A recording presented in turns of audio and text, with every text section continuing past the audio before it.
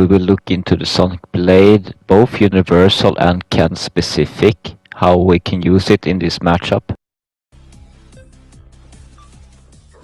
So when it comes to the Sonic Blade, we need to understand that every single character can actually punish this move.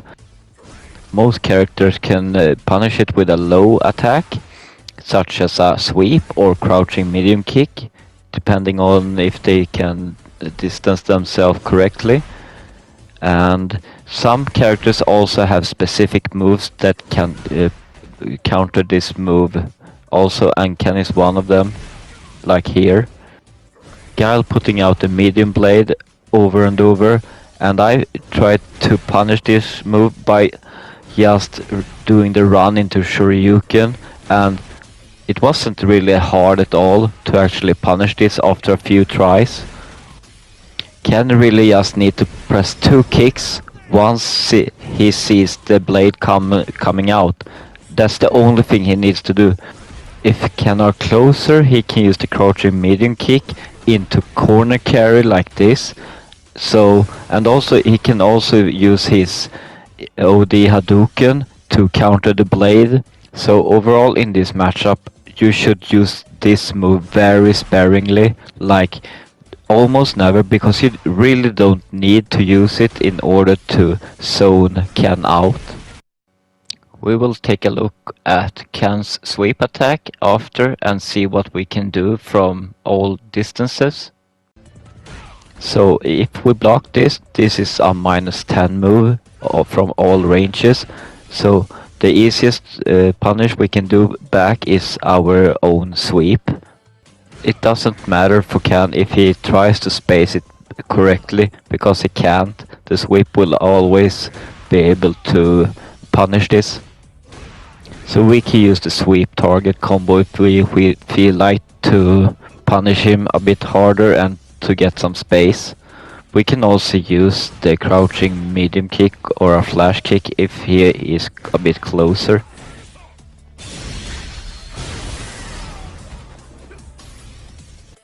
If Ken space this very poorly, we can damage him with a more damaging combo like this.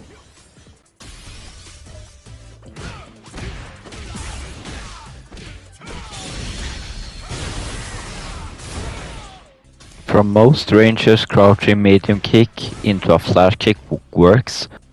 When it comes to whiff punishing, we can use the Sobat or the hard kick. The hard kick works wonders because we can do a level 1 or a level 3 if we want to.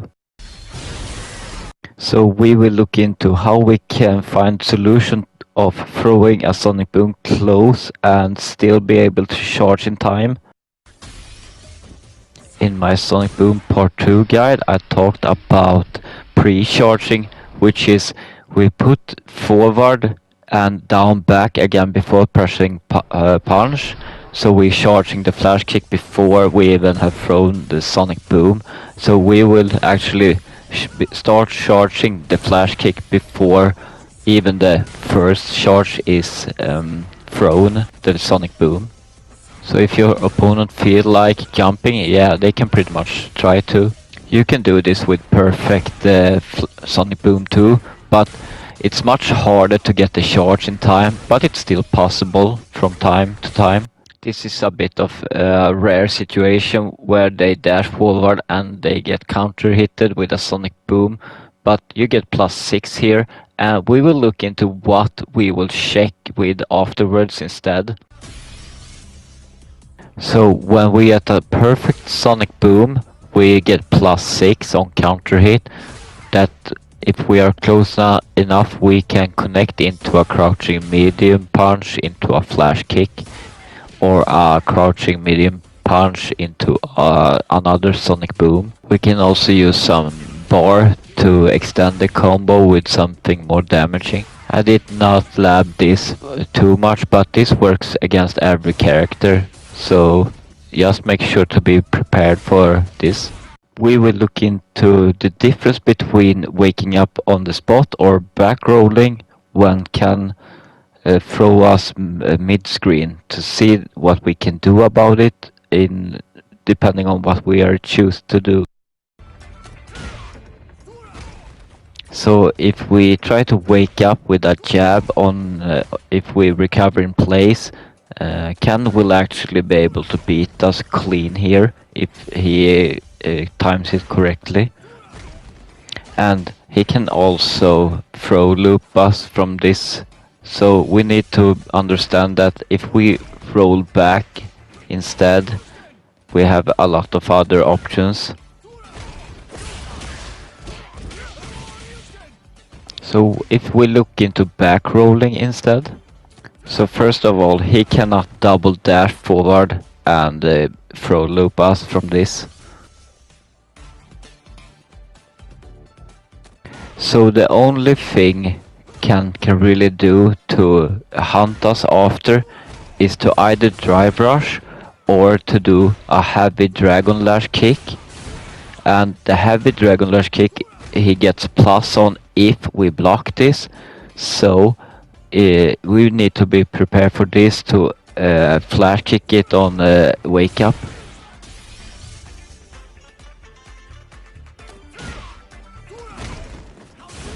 If we choose to recover in place with a wake up jab, it beats the heavy dragon lash, but if Ken does a light version, it beats the wake up jab. So if you choose to wake up in place or recover backwards, it's up to you, as long as you know what kind of options Ken has, so you can defend from it afterwards.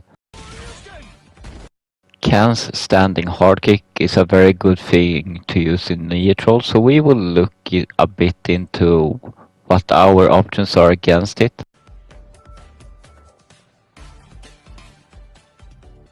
From Ken's standing heavy kick range, we need to be very careful of pressing small buttons like crouching light punch and crouching medium punch in order for him to punish hit counter us. Because a lot of Ken players fishing for this in order to do this combo. On block it's -5 and punishable with a light flash kick from some ranges.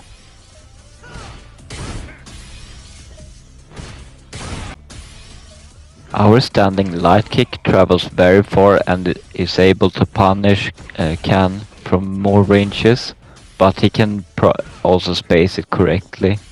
As whiff punishing goes, hard kick is a very strong tool against this button too. Also, our classic normal sweep works wonderful against this.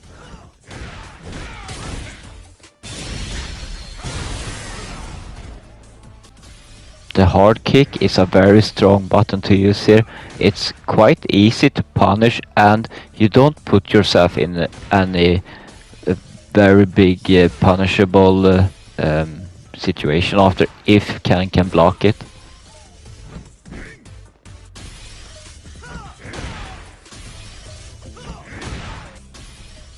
This goes also with the Sobat. It's a very easy move to use.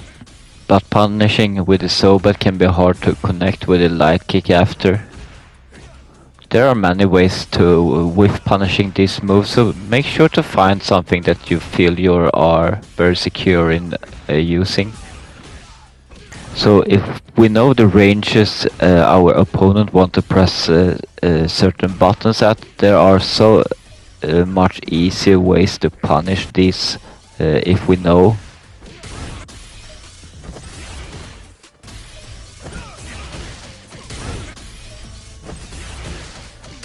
One of Ken's best attack options are the Jinrai combos, so let's dive into them a bit and see what we can do when we block them. So when it comes to the light Jinrai and the medium Jinrai, they are both very minus on the block. The light Jinrai is -11 and the medium Jinrai is -7. Ken can follow up with a low attack, an overhead and also an attack that whiffs on crouching opponents. When it comes to the heavy Jinrai, it's the only one that is safe on block, and to figure which one that is, it's when Ken actually says Jinrai afterwards when he does it.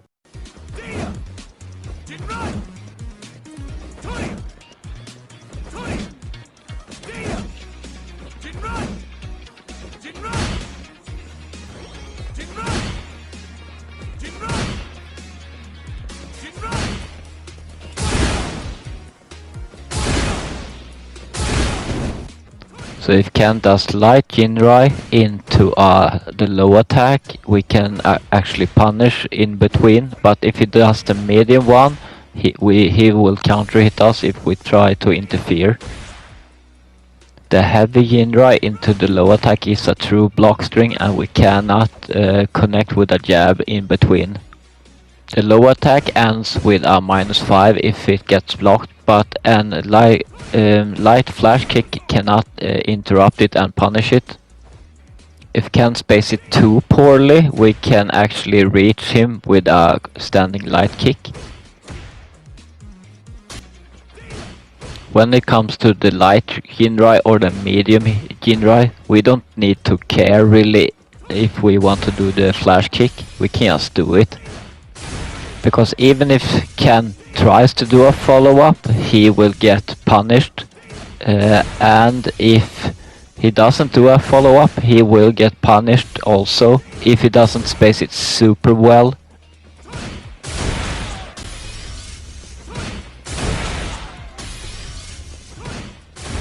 The light one you can flash kick from all distances.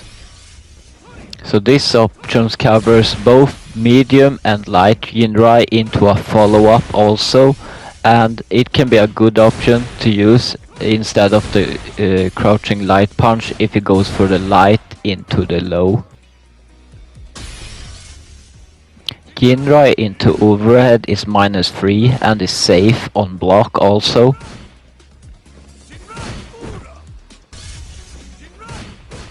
We cannot punish this, the low follow-up with a flash kick after if it getting blocked.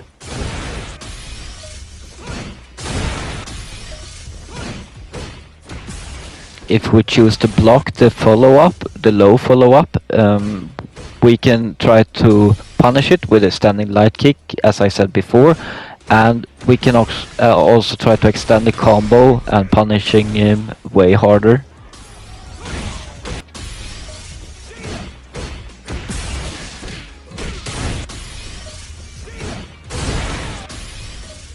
So if you don't want to deal with Ken's Jinrai mix-ups, the only thing you need to remember is as long as it doesn't say Jinrai, you can unleash the flash kick or a level 1 if you want to.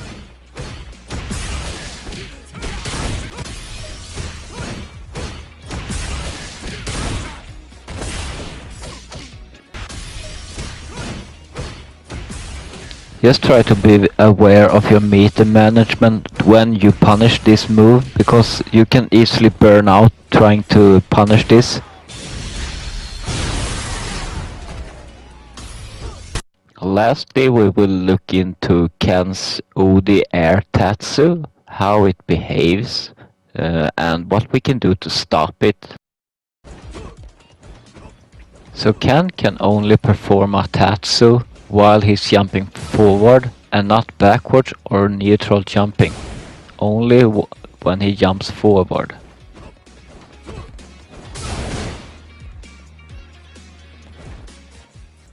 If Ken space it good enough when he does it, he can actually cross up with it, and we can crouch block it if we want to.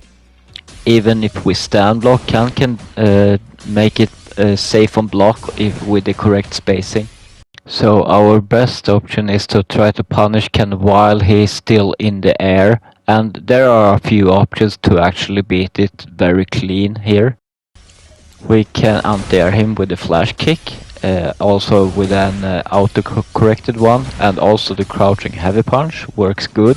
Standing medium kick, standing heavy punch, and down forward hard kick works as an answer.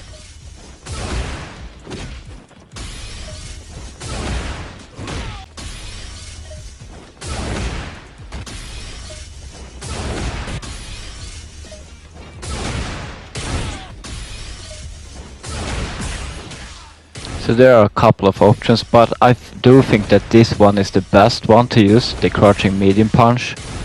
Because you can be a bit mobile with it to correct yourself and also keep a bit of low profile while crouching and doing it.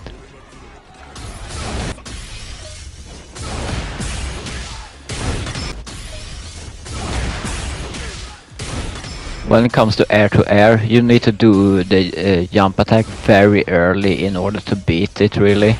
And I don't think it's kind of practical to try to. So just try to stay on the ground and use an option that works good for you. And the flash kick works most of the time to stop it. One more advantage that the crouching medium punch have compared to crouching heavy punch is that we can react much later doing it. So as long as you try to stop him before he touches the ground, there are so many buttons that you can use.